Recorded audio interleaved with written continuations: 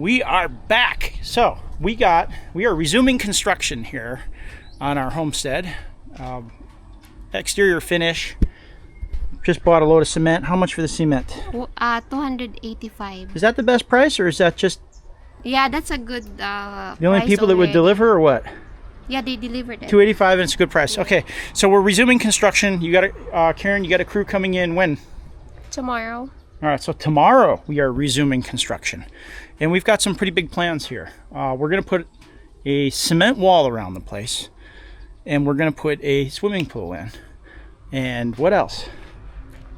Garden and guest house there at the back, so that if there's a visitors that want to visit here, they have some room to sleep. So we're going to add a few more bikes, so we can do some bike rental. And yeah, I mean, we've been talking whether to do the ADV or the Xtar 150 or what. We might add something more like the Xtar 150 and the CRF, because the kind of folks we get wanting to do, tours want to go up in the mountains and dirt bike. So that's what I'm interested in too. So if we have guests that want to do that, it's going to be awesome. And we also, like Karen said, we're going to build the guest house in back. We're going to put a wall that's at least 2.5 meters tall. The swimming pool at least 5 feet deep. And let's go have a look. I'm thinking the corner where the garden is, kind of, I put a rectangular guest house in with a flat roof. And here you go. Show them your plans for where we're going to put the guest house and the lanai. You go there first, so that people can see it. We will use this.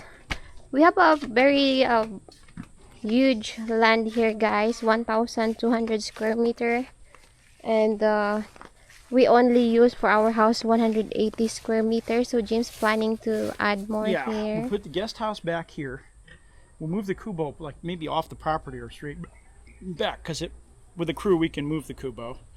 And then also I want to put the water tank on top of the guest house. So we'll put a flat roof on the guest house, and we'll put the water tank on top of the guest house. We'll probably put the pump next to it, the pump and the pressure tank at ground level, but we'll have a bypass on it so it can, we have a gravity feed in when the electric's out, and that comes to the solar panels. Once we get all of that done, then we'll put the solar panels in, because I think the wall, the guest house, and the swimming pool are more important. I put that ahead of the solar panels. Our bill here is low, but I think in the future we're not going to be so lucky. I really think the energy prices are going to get out of control. So we'll do the solar, but we don't use a whole lot of electricity right now. And around all that will be garden, edible landscape. We'll make it as nice as we can, but we're going to grow food everywhere we can, whether it looks real pretty or not. Okay. So let's talk about our lanai. They call this area lanai. What does lanai mean? I don't know, like a space. How am I supposed to know? The architect says it's the space. It's a lanai. All right. Where you can hide. Where you can hide. Now I don't think I quite share Karen's vision for the lanai, because the wind always blows through here. We use it to hang our laundry. Yeah. It costs a fortune to run a dryer, either on gas or on electric, and I don't ever want to do that because of the expense. But during the rainy season, it's hard to dry the clothes on the line, so we just hang them here. Karen, what do you want to put here? Tell me again. I want to put glass, but the disadvantage is that it's not. The advantage is nice, but the disadvantage is that no wind can blow inside. If you do that, you're gonna have to make another provision for where to hang the laundry. So we're planning to put a guest house with a flat roof. So maybe you could put a roof over that. And then here is another glass as well, the big one. No, big glass. I absolutely don't want that. Seriously? I really love it the way it is, but it's not very aesthetic because it's bamboo. And it's a little bit ugly in video, but it's nice because it's cooler here. It's nice. It gives the house an airy feel. I mean, I really love it. So it's going to be hard for me to just say, let's put glass sliding doors here or whatever. I don't like it at all. You're going to have to find a better solution than just glass. I want to be able to have it open, at least 50% open. Yeah. So. And then this is the area also where we do the karaoke. We put our speakers, amplifiers, mixers, everything here. Regular cabinets for that kind of stuff. Yeah. So we're about ready to get rid of the Starlink residential equipment. We've got fiber here. It's very fast, much faster than the Starlink residential. So I've kept it idle to this point, but we're not going to use it. I don't think we're going to use it ever. But what we are going to use is the Starlink Mini, and we're going to show you what we really love about Starlink here is this Mini. This thing is awesome. So we can go backpacking and hiking, and even though we're having we're going to have an addition to the family come December, there are still some very nice wilderness areas that are only a short hop from here, and we like to have our internet access. In these mountain ranges, you can't depend on the cellular service because there is no cellular service in a lot of the places where we like to go picnic and camp. So Karen's showing you the Xtar battery. Xtar 158, and we have a product code for this, and it's our favorite battery, the MP158 Xtar for the Starlink Mini. So if you go on type Xtar in, go on their website. We have a product code, Karen James, and it goes through here and then in.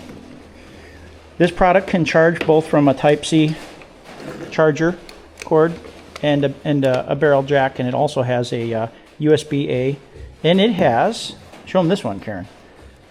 Yeah, go ahead, unplug it and show them what else it can do. This is the best part. It has the barrel jack for the Starlink Mini. So your original cord, and I found Roy didn't realize this. Our friend Roy from Roy and Rhea, he bought a Starlink Mini. Here, I'll show. Okay. And he didn't realize that you can Remove it. magic. Yeah, you can remove that. And so you don't even have to buy another cord. You get hold of one of these Xtar batteries, you can just plug the cord that you got, and you can put this thing out in the rain, the weather, wherever, and you can bring the Xtar battery back in your house wherever you had it plugged in, and you're going to have somewhere around 8 hours runtime on this battery. See, about 8 hours runtime. So what do you think, Karen? Can I keep the Starlink Mini, or is it too expensive? There's a time if I already give birth and we can travel around the Philippines again, for sure will be very worth it. So yeah, this is our standard Starlink Mini, and we got a aftermarket silicone cover on it, just so it doesn't get too beat up when we're carrying it around in our backpack or on the back of our motorcycle. But For water also. But we're definitely getting rid of our residential Starlink. If you live where there's no fiber, yeah, it's an awesome thing to have. But we have the fiber now. It's very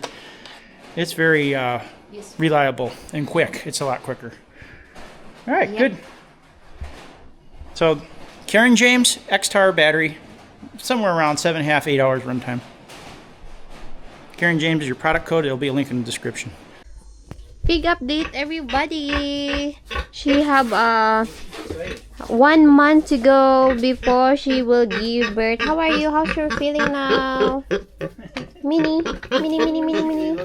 Because my mother checked her earlier, and there's something moving inside of her tummy. We are worried that she's not pregnant yet, but Nana said there's something moving inside, so I'm happy now. Did you worm her? Huh? Did you worm her? That's not. What do you mean there's something moving?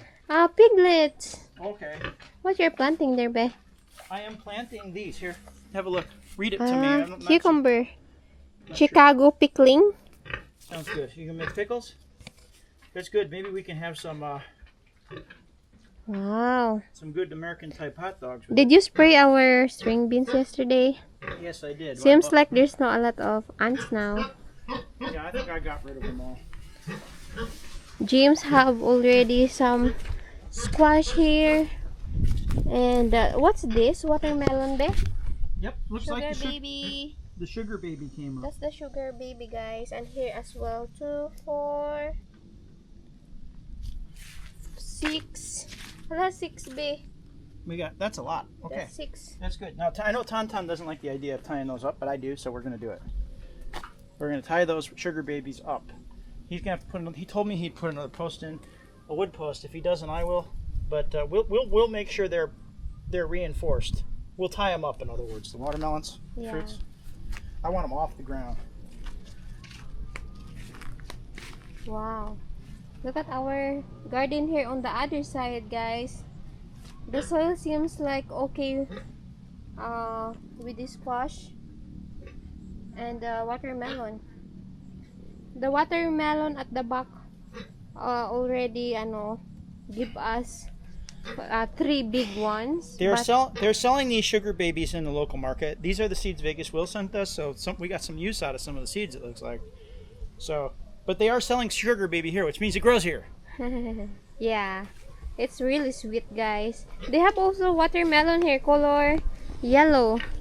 Filipino are not frivolous. They don't buy seeds that don't grow. So if they're selling them at the local farm store, there's a good chance that it's probably going to grow in the Philippines here. What's that next, Be? Cucumber. Cucumber. Wow. I love cucumber, guys. We harvest also before here, but like 5 pieces only. How many seeds you put in it? 2? A lot, because the germination rate seems low. So I'm putting a lot more than I normally would. Yeah. This is the Ramgo brand, guys, which is common here in Philippines. You know what? With the calabasa coming up and with the watermelon coming up, we're 50-50 on what we planted here. So not a big deal. Just keep planting until something The grows. watermelon also, guys, really good in front of our house because they like sand. They easily grow in sand. Yeah. So I'm gonna plant this one. I always grow this in the U.S. This was in that one. Seeds sit. Hale's Best Jumbo. Is that It's one of my favorite melons. I literally save the seeds every year in America. It's different taste. Oh, it's melon good. here. It's really good. It's sweet. It's flavorful. How about the smell? The It's same? really good. Yeah, the best. I grew every watermelon, cantaloupe that I could get. All the hybrids and everything. The hybrids are easy to grow. I didn't find that this one was any more harder to grow, but I found that this one tasted much better than any of the other ones. How you eat those? You blend it? Slice them. You only Yeah, you slice. can make a shake out of it. It'll taste good for sure. But the best thing to do is to just slice it and eat it. And then you get this is not a hybrid. So if one melon makes it to maturity, you can take thousands of seeds out of it. Good.